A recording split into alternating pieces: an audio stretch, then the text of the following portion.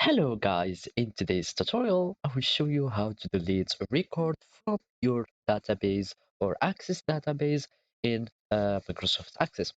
So the first thing you need to do is to open your Access database and follow these steps. Well, there is two methods or two ways to delete your records. The first one is the most simple method. All you need is to select your record that you want to delete and just press on delete on your keyboard and confirm the message and click on yes and you will have it deleted. But I'm going to leave it here because all the operation that you do on Microsoft Access cannot be reversed because it is a database. So whenever you are doing something, it will not be undo. The second method to delete your records by adding a delete query. So I'm going to go to the create tab and click on it. And here we will find the query design.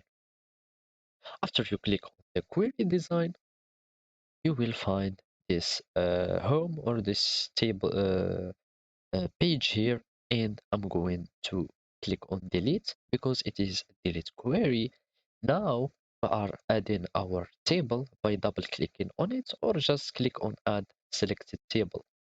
So I will add all the fields, ID or name, customer, everything, age, date, birth, and here